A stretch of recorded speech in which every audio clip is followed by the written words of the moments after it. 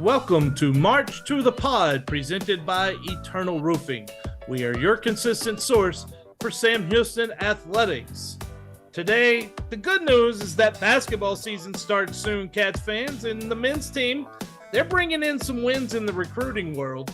The bad news is that football season is still going. So we're going to preview the Cats' next game against UTEP, as we do every week. And you know what? We're going to get into that just a little bit again today. I think you're going to enjoy this episode. I'm your host, Corey Hogue, the non-FBS insider at Dave Campbell's Texas Football. Find me on your favorite social media channels at Corey Hogue Sports. That's Corey with no E, Hogue, H-O-G-U-E, and then the word sports. It's all one word. I'm joined by the creator and manager of Sports of SHSU on Twitter and Instagram. Again, it's all one word. He's the chief operating officer of the Cat Fund and proud Bearcat alum, Ben Sorrells.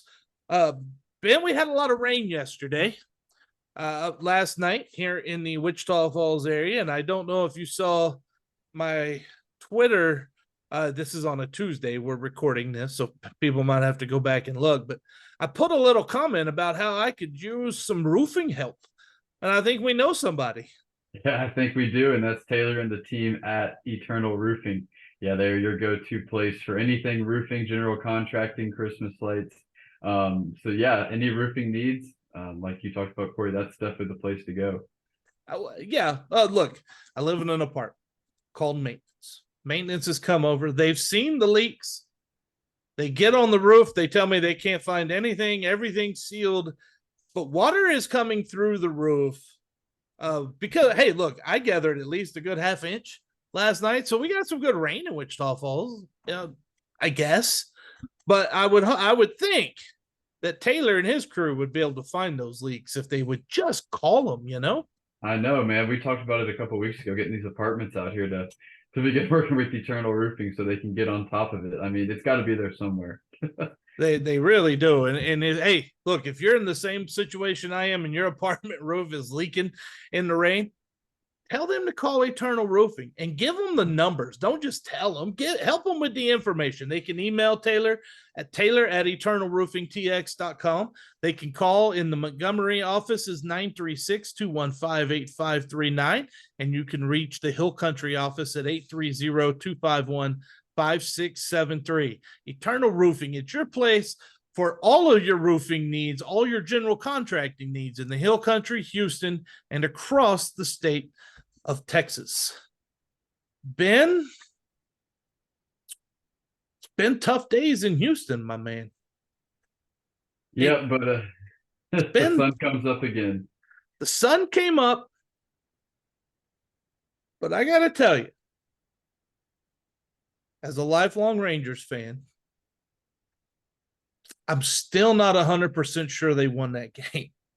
Yeah, I don't know if they are too. They're probably a little hungover from last night, aren't they? It's not the hungover for the fans. It's the fact that we've been here before and we just kind of can't believe this is happening.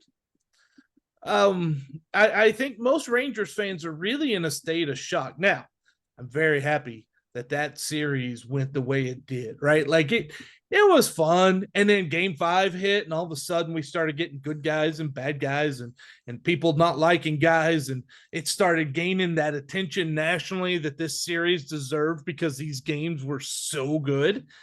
And then, you got game 6 where, look, Texas is struggling. They're having a hard time. Houston can't hit the ball at home for some reason. I heard them last night talking about the backdrop again. Then how are the other teams hitting the ball? That's my question. That's all I got to say. It goes both ways, and it's been that way since 17. So yeah. And I don't understand it. It's completely, it makes no sense.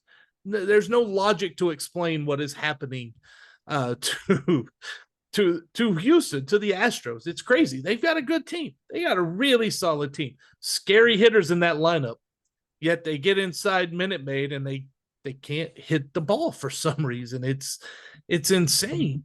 Yeah, they lost 16 of their last 19 at home, went 40-48 at Minute Maid when you include the playoffs, and the regular season just makes no sense. Only team in history to lose 4 games at home in a playoff series, and they've done it twice in the past 4 years. And all the Rangers fans celebrating out there, you got to win 4 more. It's going to hurt twice as bad if you lose, and none of this will Yeah. even mean anything. So, I mean, I think both fan bases know that. I mean, it's fun to celebrate, but if you don't win 4 more, really means nothing. It'll hurt twice as much. It'll feel twice as good if you win, but yeah, still a long way to go. We've been here twice, and most of us are, including my daughter. She's 22 years old. She remembers very distinctly the last time Texas was in these World Series and how much those can hurt.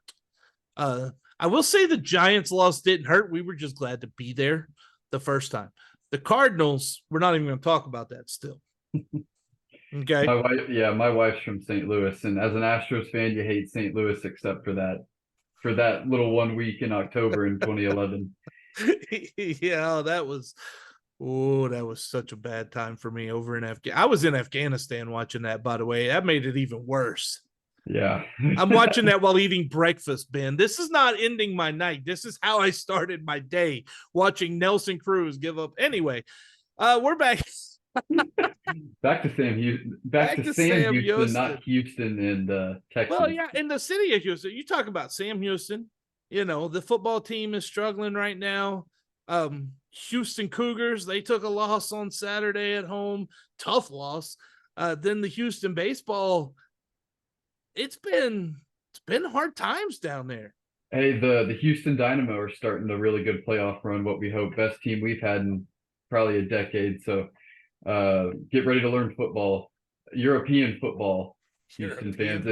And the Houston Texans didn't lose because they were on a bye week. So I guess those are the only positives to look for. There you go. You got to have something. Hey, neither did the Cowboys. They were on a bye week last week as well, which, by the way, that worked out beautifully that both football teams were on a bye week during this series because it allowed us to really just focus in.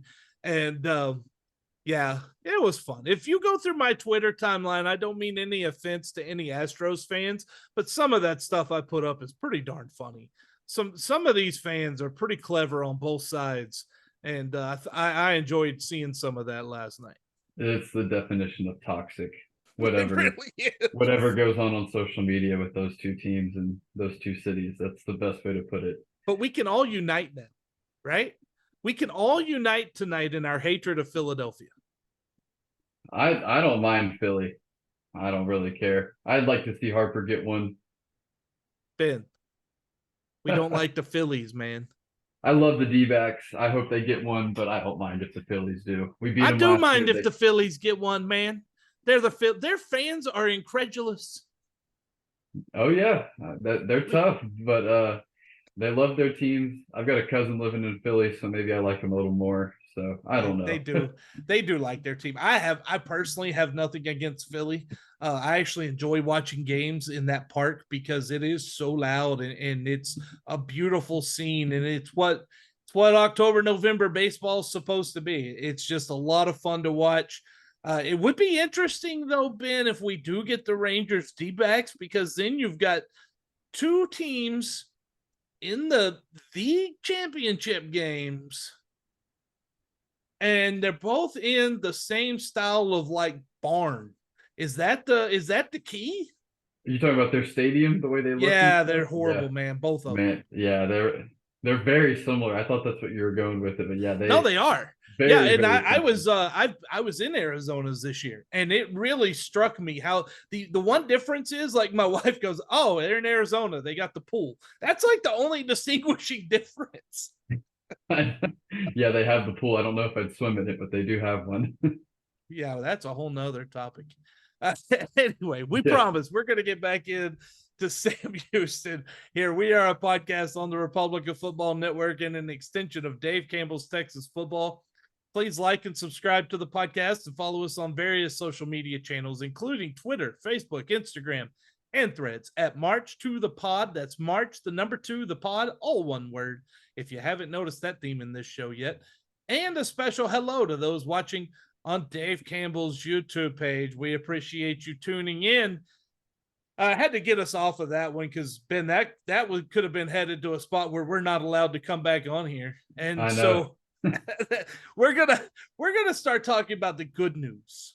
Right. There is good news this week. And the good news is that men's basketball is just weeks away from starting. We're coming right up to it. And Ben, I feel there's a little bit of excitement and expectation this year for the men's team. Yeah, there certainly is, especially after we had a great golf tournament last week for the basketball team. So that's really exciting. We're a couple weeks away, building off one of the best years in school history last year. Picked up a 3 or 4 star recruit, depending on which site you look at. Won a quote unquote secret scrimmage by 19 against the good mid-major team. Can't read too much into it, but yeah, a lot of positive momentum building towards this team. Really exciting non-conference schedule. So definitely moving in the right direction as we go into the season. Yeah, there's a whole lot of these little exhibitions that aren't exhibitions that happen without you knowing. They happen every single year, and some of them now they're allowing them with charity and with money going to charity, and I think that's a great thing. Like, the fact is, it's basketball; they can play, right? Like, there's no reason they're not having as many exhibitions and scrimmages as you can fit in. I get reasonable number, but they need to have a few up there, kind of get them ready for game. It gets their legs, gets the guys back together after they come back, summer, and then they've got that school started. It really gets them into the groove. But when you do those things, you're not sitting your good players. Yeah, right? Like, you're playing exactly. you're playing your better players. So when you win and you look that good against someone, it usually is a good sign. Yeah, you never know how many minutes a guy plays or who's healthy, who's not healthy. So you never know the exact specifics. But winning the game by 19 against a team that won 30 games last year, obviously that team in Oral Roberts lost a good amount of what they had last year. But it's been a good mid-major program. Going and winning by 19, they played up in Dallas on Sunday afternoon. I mean, that's huge. I know they had a alumni where alumni came in and watched the scrimmage Saturday morning, and then the team went up to Dallas Sunday, won that scrimmage, and then they're back up in the Dallas area again next Sunday, scrimmage in North Texas before the season gets started. So yeah, some good signs so far, beating a really good mid-major in that first scrimmage. It'll be really interesting to see what they do at North Texas, and that's a good North Texas team. I know they lost their coach, Grant McCaslin, but I think they didn't lose a lot of the talent. I don't believe. I'm not sure how much graduated, but I don't think a lot hit the transfer. Yeah, I don't know exactly, but it's a North Texas team that's won a lot over the past 5 years. And I mean, their new coach was, I think, the head assistant there. So you'd expect some guys to stay in that culture to kind of stay there. And I mean, they've won a lot of games, so I don't expect them to just kind of fall off a cliff this year. Same with Oral Roberts. So two really good mid-major programs, looked pretty good, obviously, just by looking at the score in that first game. So hopefully it kind of carries over into this next game as well. Are you an Impractical Jokers fan? Yeah, I saw it in the show notes. I am. Yep. See, I was until Joe left. Yeah, Joe, that that hurt for me. But Scoopski Potatoes and Scoopski Potatoes is an all-time classic bit. It is. And in Impractical Jokers. And Ben is here bringing the Scoopskis today, Yeah. So yeah, we'll start with, obviously I think we've all seen by now Jackson Ford. He visited about 2 weeks ago. Committed to Sam Houston. He's a 6'7" forward out of Prosper, Texas. He's going to play his senior year at Link Academy, which won the national championship for high school basketball last year. And that's where Sam Houston assistant Jake White actually coached last year, was at Link Academy. So really impressive forward, 6'7", super athletic, can really score around the rim, can shoot it a little bit. Top 250 player, according to both ESPN and 24/7 Sports. He's a 3-star on 24/7 Sports, a 4-star according to ESPN. And so that's a really big pickup for this team. And so now they've got two really high quality guys in the 2024 class when it comes to recruiting. So that's kind of the recruiting Scoopski potatoes when it comes to men's basketball. Then we'll get into some more personnel stuff here in a second. Ben's bringing some potatoes today. That's what he's bringing. I think the biggest thing, he's 6'7". They plan to slot him at a 3-4? Where does he plan on? Where do you think he kind of slots in there? Yeah, he reminds me a lot of Tristan Ikpe, a guy that played for St. Houston the last 3 years. Didn't really handle the ball a ton, didn't shoot the ball a lot, but just extremely athletic guy that can play above his size. Ipe was about 6'6", but could guard the other team's best player. Really good in the post, super athletic, can put you on a poster. And that's what it looks like Jackson's game is going to kind of be like. Not the exact same player, but I think that's kind of similar. The way they use Tristan these last couple of years is how we'll use Jackson here in the future. So really like what he brings to the table. See, when we talk basketball, there's a lot of coaches now, and there are some coaches, some notable coaches around the Lone Star Conference included, who put everyone down as a guard, whether they're 6'10" down to 5, they're all guards. If they can dribble, they're a guard. But I do understand the fact that I think positions are outdated in basketball, right? I think calling someone guard, forward, center, I think that's outdated. However, the number system is not, because where you play on the floor, that's what I use. Are you going to play? Can you play a 3-4-5? Can you just play a 4-5? Can you play a 1-2-3? You know, those are the things that you look for. And the more versatile guys you have, obviously, the more you could keep your better players on the floor. So having a guy that's 6'7", I think if he's in there at the 2-3-4 area, he'll be pretty good for him. Right. Yeah. I don't know if he's going to play kind of down and guard the guard spot more or play up like Tristan did and guard the other team's biggest player, but he's got some really good athleticism. Loved his tape. So I think he's going to be able to do a lot of things. I don't think he's going to be able to create a shot a ton, play point guard, create shots for other guys, but score around the rim, shoot it here and there, be super athletic and make things happen, I think is going to be his game. And I'm really excited about him. So yeah, and that's 2 recruits. Eric Taylor was the other one, 6'3" guard and from Florida, had about 15 Division I offers. And so you picked up 2 really high quality guys in the 24 class. That is awesome. They're doing a great job there. You got any more potatoes? Yeah, a little bit more.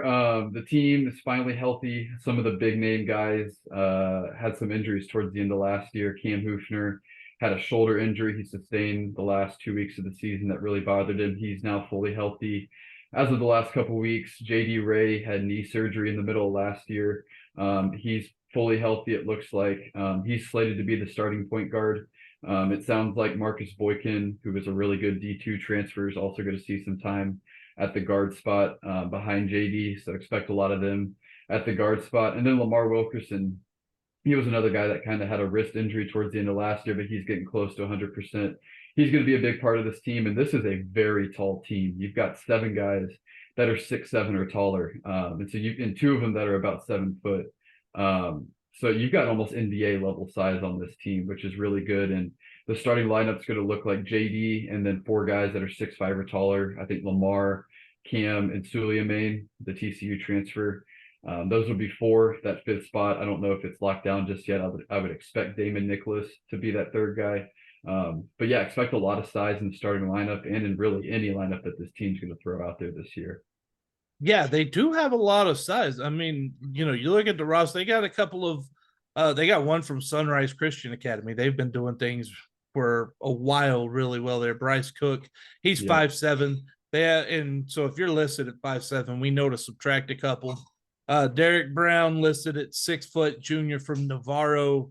I know those guys, but after that, man, it's Boykin is 6'1", and then it's 6'4", 6'5", 6'7". It does concern me there's not more 6'10", but then again, it's hard to find the 6'10" guys to play basketball. They all get picked up by the bigger schools pretty quick. Yeah, and I think they're going to be okay there. I mean, Suleiman Doumbia, the TCU transfer, he saw some decent time at TCU the last 2 years with one of the top JUCO guys coming out of Navarro. You've got Lewis Rowe, who's a JUCO guy. And then you've got Kean Scroggins, who played the 5 for you a ton last year. He played probably half the game at the 5, even though he's 6'7", he plays way above his size. So you've got 3 guys that can play that center spot. And then Cam Hoofner, I mean, when he's healthy, man, I mean, I think he averaged about 15 points per game in conference last year. And he's a 6'7" guy that can really light it up. So you've got some size that can score and play well. Oh, no, Hoofner's good. But I'm telling you, the pickup of the whole offseason was Davon Barnes. Oh my gosh. David Bart, yeah. A guy that I think he averaged 14 a game at Texas Southern. I think he had 25 at Kansas. I mean, he scored in double digits practically every game. He's a baller. He's a player. He is. He's going to be fun to watch. Mudge is doing great things. Okay, so we know they've got that scrimmage coming up with UNT, and that is for a charity, right? It is, yeah. It's going to support people that were affected by the fires out in Hawaii a couple months ago. That's right. Good cause. So if you are in the Dallas area and you want to get a little look at the Cats, go there to Denton and catch them. You got any other basketball news for us, Ben? Yeah, I think that's about it. Season's approaching. If anything else comes up, I think we'll probably do maybe next week with us playing Kennesaw FCS team. We can do a full preview position by position breakdown since we'll be about a week out from the season. But yeah, I'm excited. Yeah, I'm ready to get basketball season rolling. And you mentioned something at the beginning of that first leg. You talked about how you had the Cat Fun Golf Tournament last week. Give us a little more, and for those who might have missed out on that, how can they get involved so they don't miss out again? Yeah, we had about 45 players there. We had 11 teams of 4, and even some teams that signed up that didn't play. We had 16 hole sponsors. We had some food and drink sponsors. Also had a little bit of an auction going on. So a lot of really good stuff. I've actually got to call Coach Mudge back after this. He called me right as we went on air. So got to do that. But yeah, it's been really great. It was a really great event. I think it's going to be an annual thing to help support the men's basketball team. And yeah, if you didn't get involved there, cat-fun.com. Great way to sign up. Different levels starting at $10 all the way up to $1,000 a month. So yeah, lots of good things going on. Hey, Ben, there's a Cat alum who owns this place called Eternal Roofing. Yep. His name is Taylor Andrus, and you want to know something? What's that? They do Christmas lights. They do. It's almost exactly it'll be 2 months exactly when this comes out. It is. We're getting close to that most wonderful time of the year where you're going to need lights. Yep. And Taylor, they're the people. They do Christmas lights, man. I know. And I referred one of my coworkers, I think I said it last week, I referred one of my coworkers for Christmas lights. I'll have to follow up and see where that's at. But yeah, if you need Christmas lights here over the next month or two, definitely the place to go is Eternal Roofing in the Hill Country, Houston, or just all over Texas area. You should hound them until you know that they did it. Yeah. call them every hour until they get it done. If you haven't picked up a stalking charge yet, man, I want to know why you haven't. I don't plan on it at the moment. Yeah, it's not good to break the law, and neither does Taylor. Taylor doesn't he doesn't want us breaking the law either. But hey, if you need Christmas lights, you need roof repair, general contracting, get a hold of the team at Eternal Roofing. Taylor's email is Taylor, Taylor, at eternalroofingtx.com.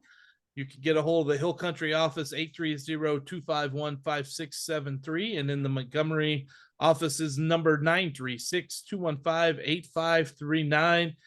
Definitely give Eternal Roofing a call. I have a question for you, Ben. Yep. What happens when two bad football teams meet? You get bad football. No, we're about to get some bad football on Wednesday night. If you're listening to this, it's tonight. It's not going to be pretty, Ben. You don't get pretty football from two bad teams. No, you don't. And you just hope you can come out a little less ugly and come out with a win. That's kind of the MO and kind of the way you have to look at it. Just be a little less ugly and try to find a way to go win it. What gets me is how you know what? The Cats might want it to get ugly, Ben, because at least if it gets a little bit ugly, they may have created a turnover or two. And I know we'll get into it. That's something they've struggled with on the defensive side of the ball, at least. The defense has been pretty good from a numbers perspective, but when it comes to turnovers, it's definitely been a little bit of a struggle. I want the best number of all right now. The offense has 8 turnovers this year. That puts them tied for, I believe, 22nd in the country. Tied for 22nd in the country in fewest number of turnovers. And the defense has created only 6. Ben, it's one thing to stop, but is it scheme? Is it scheme oriented? Is it a risk averse defense? Yeah, I don't know if you can just chalk it up to one thing. I think it's a lot of our defensive line not getting consistent pressure. I know the defensive line has stopped the run, and that's been really good this year, but they have struggled to get to the quarterback.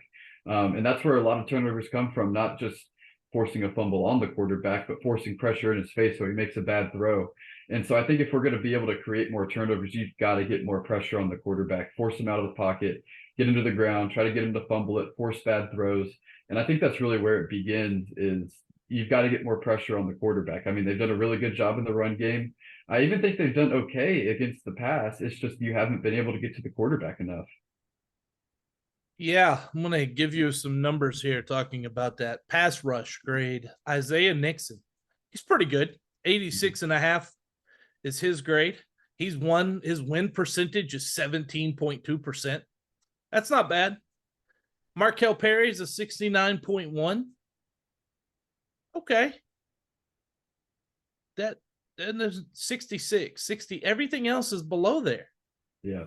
That's the top two. And you're right. You got to get pressure. Pressure forces quarterbacks to hurry. The hurry forces interceptions. They've done a good job of forcing fumbles, but they've only forced 2 interceptions all year. And the reason why I ask if it's scheme, because there's twice this year that Sam Houston defense just needed a stop in the last couple minutes of the game to preserve and secure a win.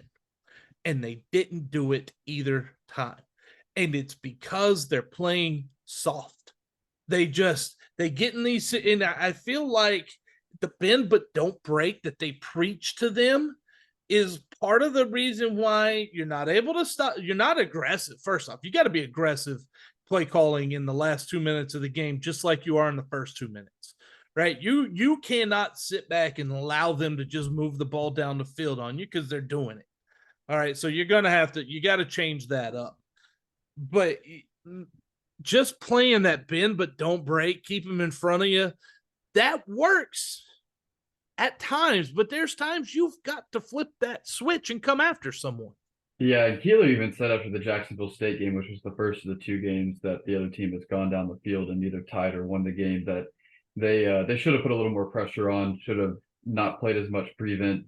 And then this last week, I don't think it was a scheme thing. If you look at the 4th and 18, you've got 4 guys rushing and a linebacker that he just kind of rushes the wrong gap and the quarterback goes the other way. And if he's just kind of sitting there spying, he's right there and the quarterback only picks up a couple of yards. And so you just gotta fit your gap or wherever you're supposed to go. I mean, I know you want to get to the quarterback, but it's 4th and 18. It's okay if he gets a couple of yards. You don't need to get him in the backfield. So that one hurt the most. Yeah, the first one was definitely schemed. This one I think was just kind of playing out of position. So that's kind of how the 2 have happened. Can I say that the second one was also part scheme?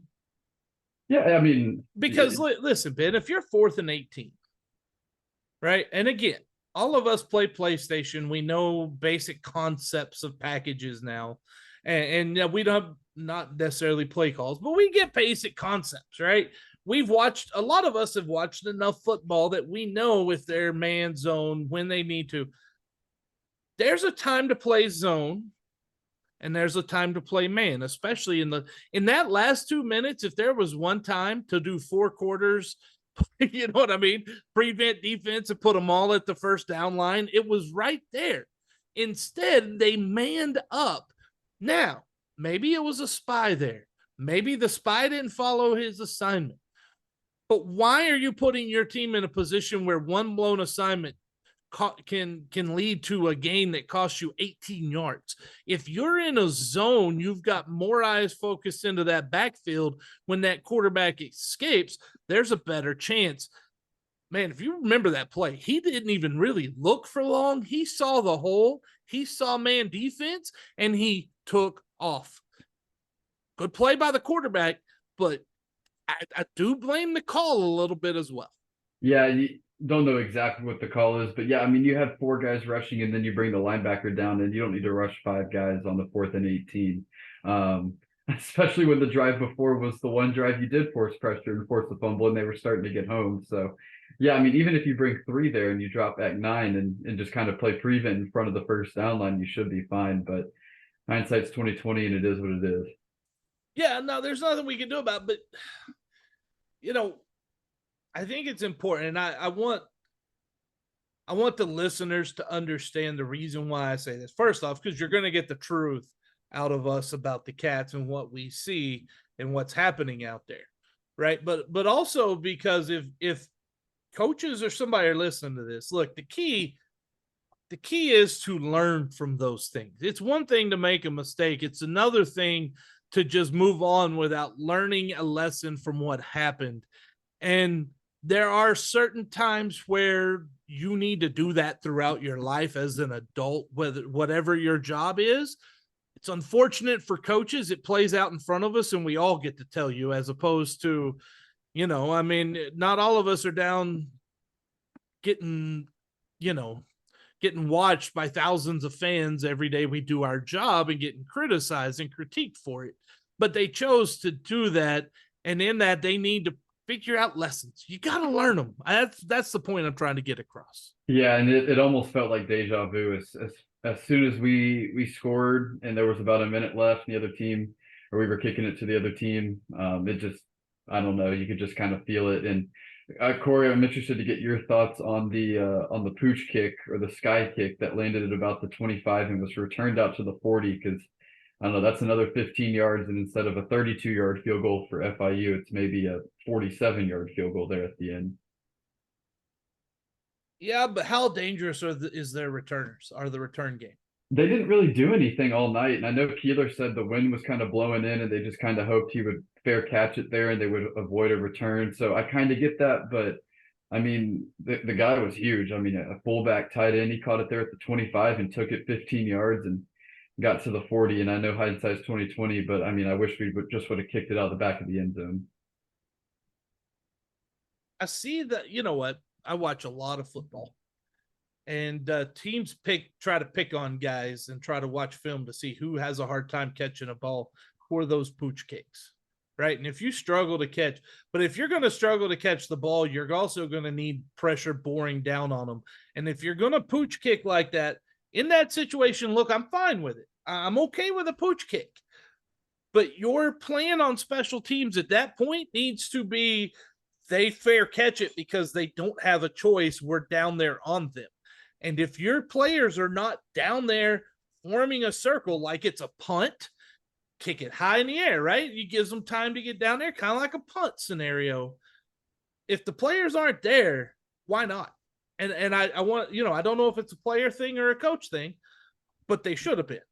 Yeah, and it was almost the exact same kick and spot as when we played JMU in the semifinal round. It was right there, and I mean, they put it in a spot to where the second line of guys couldn't get to it. We were there on the ball before they could get to it. And this time, I mean, kicked it right to their guy, one, and then two, once he did catch it, I mean, there was nobody there, and he just ran free for about 15 yards. So yeah, that's the problem. The coverage to me is the problem, not the kick, the execution, right? If you execute that right, you get 3 or 4 guys. He may not fair catch it, but then he's likely to fumble it because you've got pressure bearing down on him there. I'm okay with that. It just got to execute it. Yeah, that's what it comes down to. I mean, I personally, I probably would just would have tried to kick it deep, but I can see the reasoning behind it. It just didn't work out, and it is what it is. Yeah, I mean, I would have kicked it deep too, but hey, look, again, hindsight is always 2020, and that's what happens when bad football teams play. They do things that end up turning bad for them for no reason. Right. Yeah, and some of it's themselves. I know this team can feel snake bit this year, but there's no excuse, really. A lot of this is just them not executing, whether it be players or coaches or a mixture. There's just been a lack of execution throughout the program. Yeah, and it's really a mentality thing. I mean, when we won 21 games or 22 games in a row, there were a lot of games where we probably didn't deserve to win, but you find a way. And this team, there's a lot of games where we should win. You just can't find a way to finish it. And so it's a mentality thing. And when you lose so many in a row, it's hard to dig yourself out of that hole. And I think they've been the better team 3 of the last 4 weeks, but just because you're the better team doesn't mean you win. I mean, you've got to play all 60 minutes until the clock's hit 0. And so, I mean, until they can find a way to finish a game, it's going to be really difficult. You hit on it. They don't believe. They had a belief we're going to find a way when they went on that national title run. This year's team Now they've hit that what else is going to happen to us, and it's very common. It's easy to fall into. It's a trap we all do as humans, but you got to bust out of that, and it may not happen this season. It really may not. Yeah, I mean, you're probably going to beat Kennesaw because they're redshirting half their team, and I mean, if you don't beat Kennesaw, we're in for a lot of more problems than we're already in. But yeah, it might not be this year. It might be next year. So we'll see. Well, you know who's going to be there no matter what time of year? Eternal Roofing, especially around Christmas time. You darn Skippy, Ben. It's Eternal Roofing. They can install, repair your roof, paint the interior or exterior of your home or business.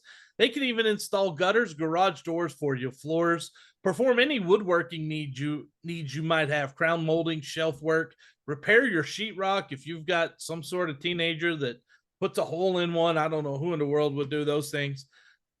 And again, we're going to tell you because it's coming up in a couple of months here, Christmas lights. They also install Christmas lights. Give them a call. They're going to give you free detailed roof inspection, fast professional service.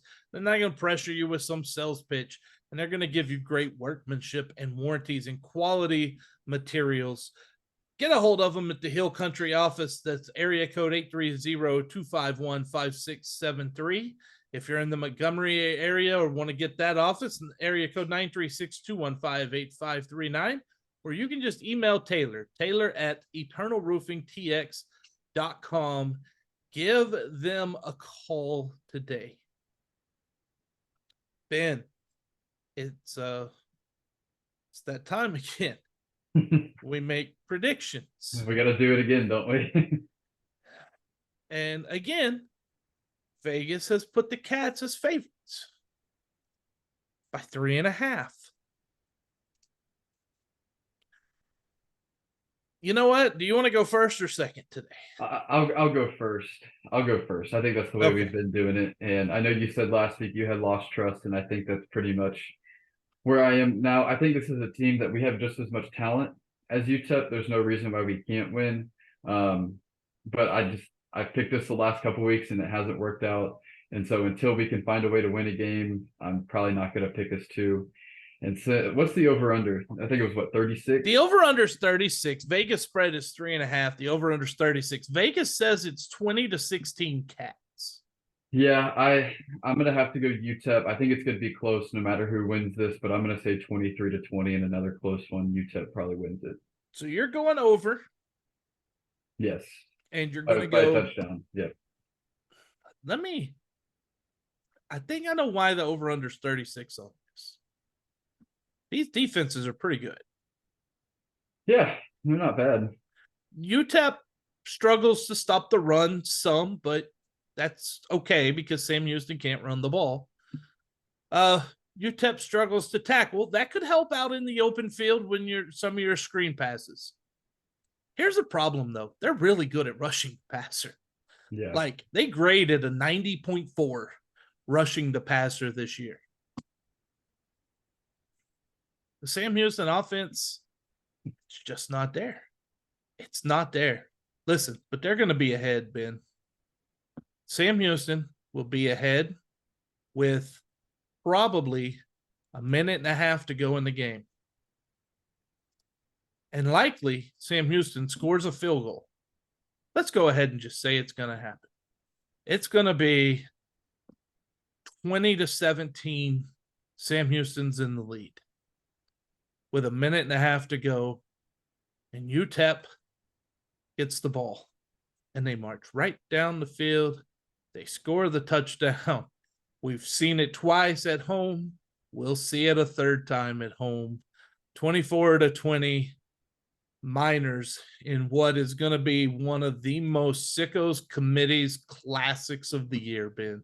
And we've already had a couple Sickos Committee classics, especially last week, even Jacksonville State. So, yeah, we're right there on the same score. I don't know how it's going to go down, but I hope they prove me. I hope they prove us wrong. I think we've got the talent to do it. I think we've got the team to do it. I mean, we've shown we can play with all these teams. And so it's just a matter of actually doing it and playing all 60 minutes.